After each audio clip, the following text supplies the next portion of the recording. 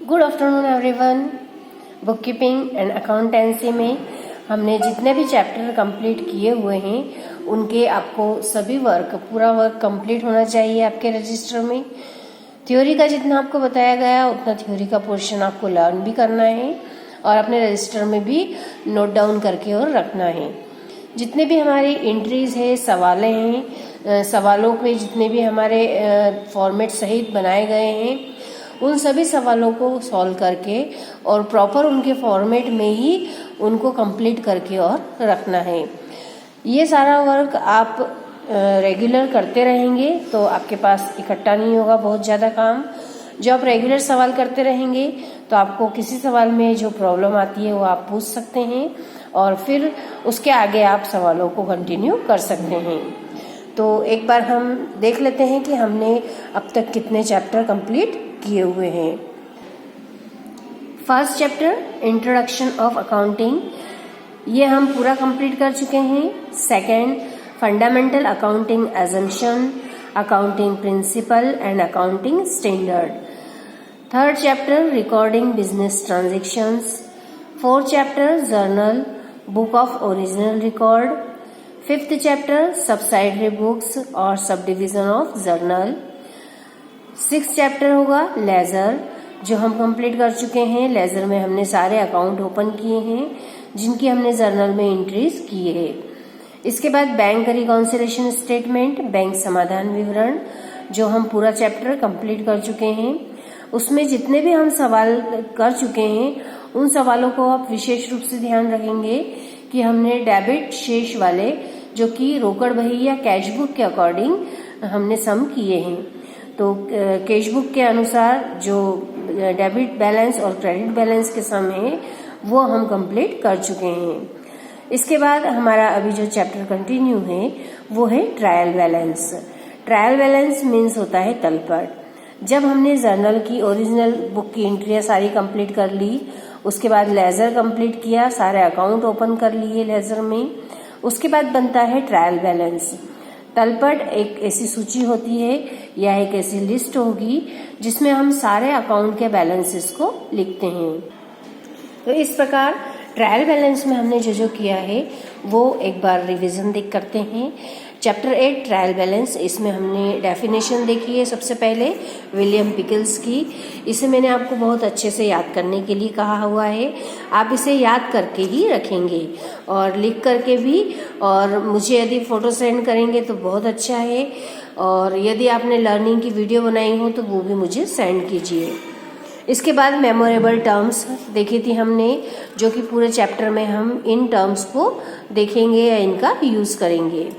Meaning and definition of trial balance, इनकी definition में मैंने आपको जो लर्न करने के लिए कहा है वो कंप्लीट आप लर्निंग रखें।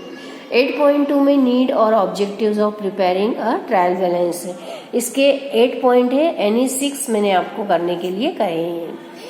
कैरेक्टरिस्टिक्स और special features of trial balance, इसमें इंडिविजुअल जो एक पॉइंट दिया हुआ है जैसे स्टेटमेंट है, स्पेसिफिक डेट है, इन्हें आप मेन पॉइंट बना करके और फिर इसके डिटेल में या इसके डिस्क्रिप्शन में आप इसमें पूरा डिटेल लिखेंगे। तो इस तरह से ये आपका क्वेश्चन थोड़ा बड़ा भी होगा और आपको जितना समझ में आया है आप उसमें अपनी डिटेल में अपनी लैंग्वेज में इसे लिख पाएंगे। इसके बाद फॉर्मेट जो विलियम पिकल्स के अनुसार बनाया गया है वो हमने देखा था। लिस्ट का वैसे फिक्स कोई फॉर्मेट नहीं होता, लेकिन फिर भी उसमें कुछ कॉलम जरूर होते हैं जिन कॉलम में हम अपने सवालों को या लिस्ट में जो हम अकाउंट्स को लिखेंगे तो कहाँ पर लिखेंगे ये डिसाइड करने के लिए यहाँ पे ये कॉलम बनाए गए हैं। लेजर अकाउंट फर्स्ट कॉलम, फिर LF, फिर डेबिट अमाउंट और क्रेडिट अमाउंट। इस ऐसी लाइनों को खींच कर ही हम हमारी ट्रायल बैलेंस की लिस्ट को कंप्लीट करेंगे। इसके डिटेल यहाँ दिए हुए हैं इन्हीं कॉलम के डिस्क्रिप्शन के रूप में। फिर methods of preparing a trial balance, trial balance को बनाने में हम कौन कौन सी मेथड का यूज कर सकते हैं, यहाँ नाम दिए हुए हैं मेथड के। 4 मेथड होती है, लेकिन हम सिर्फ सेकंड वाली बैलेंस मेथड ही करेंगे क्योंकि इसके थ्रू ही हम सवाल कर रहे हैं।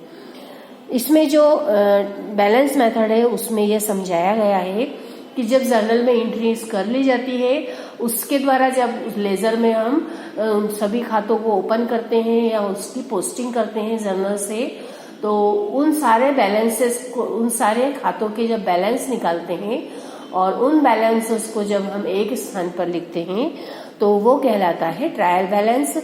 और बैलेंस मेथड के द्वारा यह ट्रायल बैलेंस प्रिपेयर किया जाता है। इसके हमने मेरिट्स देखे थे और डीमेरिट्स देखे थे।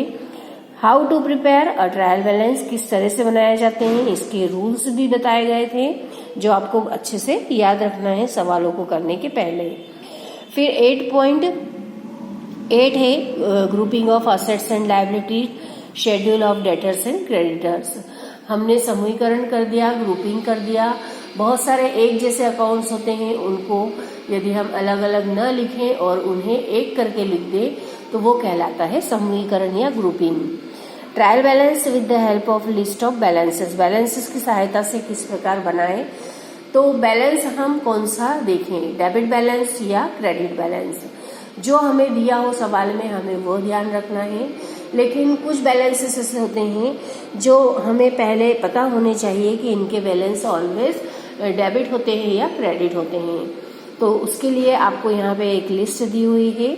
तो इस लिस्ट को यदि आप बहुत अच्छे से ध्यान रखेंगे तो आपको कभी भी डिसाइड करने में प्रॉब्लम नहीं होगी कि हमें इस खाते को डेबिट करना है या क्रेडिट करना है। मीन्स जो हम अकाउंट में जो हमने हमारे बैलेंसेस निकाले हैं उनके बैलेंसेस को हम कहाँ पर लिखें, डेबिट में या क्रेडिट में। डेबिट अमाउंट में उसकी अमाउंट लिखी जाएगी या क्रेडिट अमाउंट में लिखी जाएगी। तो यहाँ एक बार और रिवाइज करवा देती हूँ मैं। जो ऑलवेज डेबिटेड बैलेंसेस होते हैं वो होते हैं असेट्स के, losses, expenses, drawings, sales return, debtors, purchases, bad debts, discount allowed, goodwill, bills receivable, cash in hand, cash at bank, prepaid expenses and opening stock, cash with petty cashier. And always credited balances जो होंगे capital, creditors, outstanding expenses, income and gains, sales, purchase return, discount received, commission received, rent received, bills payable, bank loan और bank overdraft. इस प्रकार से जब हम देख लेते हैं कि हमें कौन से खाते के बैलेंस को डेबिट करना है या क्रेडिट करना है। इसके बाद का जो पॉइंट है, क्या ट्रायल बैलेंस का जो निष्कर्ष है यह हम देख सकते हैं कि पूरी तरह से सही है, हमारा ट्रायल बैलेंस हमने बनाया वो पूरा एक्यूरेट है, क्या हम यह निष्कर्ष के रूप में कह सकते हैं। तो इस संदर्भ में हमने कुछ पॉइंट देखे हुए हैं कि हम जो हमारा ट्रायल बैलेंस होगा उसकी अर्थमेटिकल एक्यूरेसी की जांच तो हम कर सकते हैं यदि हमारा टोटल मिल गया है तो। लेकिन यदि उसमें कुछ त्रुटियां ऐसी भी रह जाती है जो या तो सिद्धांतों के कारण होती है, कुछ लिखने से छूट गए, कि किसी की पूर्ति दूसरे ने कर दी, कई हमारे नियमों के अनुसार प्रिंसिपल के अकॉर्डिंग नहीं एंट्री हुई या कोई एंट्री लिखने से ही छूट गई, तो ऐसी एंट्रियां जो है इनके कारण ट्रायल बैलेंस भी नहीं मिलता है। तो इसका एक बहुत अच्छा ये थ्योरी का क्वेश्चन मैंने आपको बताया था 8.11 में, errors not disclosed by a trial balance.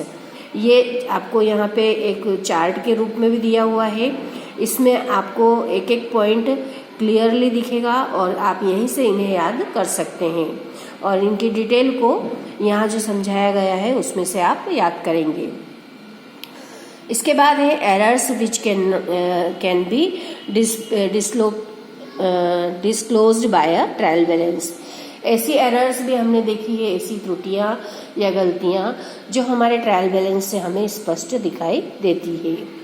फिर हाउ टू लोकेट और detect the errors of trial balance, किस तरह से हम पता करें कि हमारे कौन सी मिस्टेक या कौन सी एरर या गलती या त्रुटि ट्रायल बैलेंस में रह गई है। ये पॉइंट भी हमने बहुत अच्छे से देखे हुए हैं। इसके बाद जो मैंने आपको एक न्यूमेरिकल एग्जाम्पल कहा था, इसमें जर्नल की एंट्रीज दी हुई है, मतलब ट्रांजैक्शंस दिए हुए हैं और इसके द्वारा जर्नल की एंट्रियां बनानी है और जर्नल की एंट्रियों को कंप्लीट करने के बाद उसी का लेजर बनाना है और लेजर की सहायता से फिर ट्रायल बैलेंस प्रिपेयर किया जाएगा। तो यहाँ पे ये पूरा एग्जाम्पल मैंने आपको समझाया भी है किस तरह से करना है और यहाँ किया हुआ भी है। और इसी तरह के यदि सवाल आपके पीछे दिए हो तो मैंने कहा था कि आप कर लेना।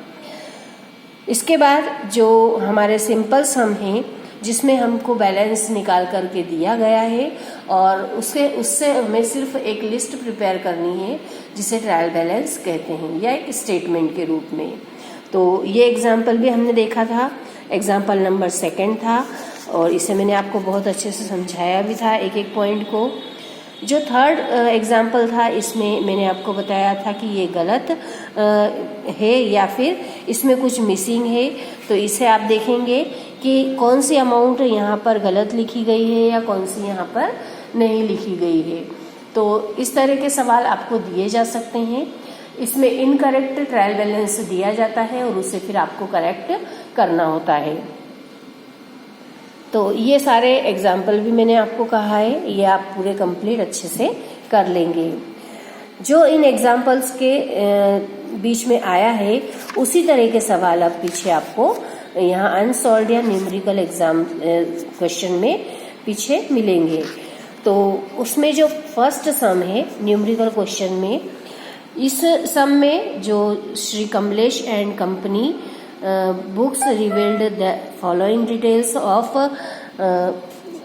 various accounts for the year ended 31st March 2016. Prepare trial balance by balance method. ये जो सवाल दिया हुआ है इसमें आपको कमलेश ब्रदर्स का ट्रायल बैलेंस प्रिपेयर करना है और किसके थ्रू बनाएंगे, यहाँ पे आपको ये दिए हुए हैं, लेजर अकाउंट्स दिए हुए हैं और इसी के डेबिट साइड का टोटल दिया हुआ है और क्रेडिट साइड का टोटल दिया हुआ है। अब आपको इन टोटल की सहायता से किस प्रकार से ट्रायल बैलेंस प्रिपेयर करना है, तो इसके लिए आपको ये देखना होगा कि हम बैलेंस मेथड से यदि सम कर रहे हैं तो पहले हमें इसका बैलेंस निकालना रहेगा। तो इस प्रकार से जैसे यहाँ पे मशीनरी अकाउंट दिया हुआ है, मशीनरी अकाउंट के सामने डेबिट साइड का टोटल दिया हुआ है 90,000 रुपये 90,000 और क्रेडिट साइड का टोटल दिया हुआ है 8,500। इस प्रकार से यदि हम 90,000 में से 8,500 को माइनस करेंगे तो जो इसका बैलेंस निकलेगा वह बैलेंस हम यहाँ पर डेबिट साइड में लिखेंगे, क्योंकि मशीनरी अकाउंट डेबिट असेट्स है, असेट्स का बैलेंस हमेशा डेबिट बैलेंस होगा।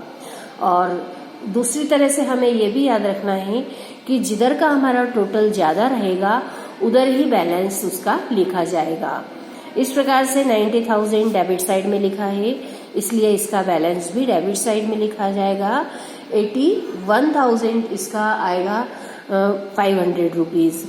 यहाँ पे आपको मैंने सॉल्व करके भी दिखाया गया है। ये जब भी आप सवाल शुरू करेंगे तो सवाल को जब आप लिस्ट बना लेंगे उसके बाद रफ वर्क उसके सामने ही करेंगे। रफ वर्क में सबसे पहला जो 90,000 दिया हुआ है इसमें से 8,500 को माइनस करके यहाँ पे अमाउंट लिखी हुई है 81,500। ये 81,500 रुपीज हम जो ट्रायल बैलेंस की लिस्ट हमने बनाई है उसमें हम मशीनरी अकाउंट के सामने डेबिट अमाउंट के कॉलम में 81,500 रुपये लिख देंगे। तो इस प्रकार से यह पहला वाला जो ट्रांजैक्शन है ये हमारा हमने कर दिया, मतलब पहले वाले अकाउंट के बैलेंस निकाल करके हमने यहाँ पर लिख दिया उसका बैलेंस 81,500 जो डेबिट साइड में हमने लिखा है। इसी प्रकार से एक एक ट्रांजैक्शन को देखेंगे। सेकेंड आएगा कैपिटल अकाउंट। कैपिटल अकाउंट इसका बैलेंस हमेशा क्रेडिट बैलेंस होता है क्योंकि यह एक दायित्व का खाता होता है। तो कैपिटल अकाउंट का जो टोटल दिया हुआ है डेबिट साइड का 15,000 दिया है और क्रेडिट साइड का 90,500 दिया है। तो इसे भी हमने यहाँ माइनस किया हुआ है, मतलब इसका रफ वर्क में हमने दिखाया है 90,500 में से 15,000 माइनस करेंगे तो अमाउंट आएगी 75,500 रुपीज। तो ये 75,500 रुपीज जैसा हम डिसाइड कर चुके हैं कि कैपिटल अकाउंट के क्रेडिट साइड का बैलेंस होता है, इसलिए कैपिटल अकाउंट हमने लिखा है और इसके क्रेडिट साइड में 75,500 रुपीज की अमाउंट लिख दी है। अब जो नेक्स्ट अकाउंट होगा वो है रामू अकाउंट, रामू का खाता। रामू के अकाउंट में 24,000 डेबिट में और 24,000 क्रेडिट में सवाल में हमें दिए हुए हैं। अब चूंकि दोनों ही का टोटल बराबर है तो इसे हम कुछ भी नहीं लिखेंगे। जब हम बैलेंस निकालेंगे तो इसका कुछ भी बैलेंस नहीं निकलेगा, तो ऐसे अकाउंट को हम हमारे ट्रायल बैलेंस में ही शामिल नहीं करें। जो मैंने यहाँ पे रामूज अकाउंट लिखा है और डैश लगाया है, आप ये भी मत कीजिए और इसको पूरी तरह से छोड़ना है, क्योंकि इसका दोनों तरफ का टोटल एक जैसा है और इसका कुछ भी बैलेंस नहीं निकल रहा। मैंने यहाँ आपको इसलिए दिखाया है कि आपको दिखेगा कि रामू के अकाउंट में हमने डैश लगाया हुआ है, मतलब इसे नहीं लिखना है। तो आप जब सवाल करेंगे तो इस तरह का यदि कोई खाता या अकाउंट आता है जिसका दोनों तरफ का टोटल बराबर हो, तो आपको वह टोटल या वो वाला जो अकाउंट होगा उसे नहीं लिखना है। दूसरा जो है वो है शामू का खाता, शामू का अकाउंट। शामू के अकाउंट में जो टोटल दिया हुआ है डेबिट साइड का 39,000 और क्रेडिट साइड का जो दिया है 22,500 रुपये। इसे भी हमने यहाँ पर दिखाया है माइनस करके। 39,000 में से 22,500 रुपये माइनस किए तो इसका बैलेंस आया 16,500 रुपये। 16,500 रुपये ये जो बैलेंस आएगा ये शामू के अकाउंट में डेबिट साइड में लिख दिया जाएगा। इसे डेबिट्स में क्यों लिखा है, क्योंकि यहाँ पे कुछ भी दिया हुआ नहीं है, लेकिन शामू के अकाउंट का जो टोटल है वो डेबिट साइड का टोटल ज़्यादा है, मतलब 39,000 डेबिट साइड का टोटल है और जो 39,000 डेबिट साइड का टोटल आया उसमें से हमने क्रेडिट साइड के टोटल को माइनस किया है, इसलिए इसका डेबिट बैलेंस बनेगा और 16,500 रुपीज़ हमने डेबिट साइड में इसको लिखा है। इसी तरह एक और नाम है दामूज अकाउंट। दामू ये भी एक हमारा जो पैसे देने वाला व्यक्ति है। जो दामू है ये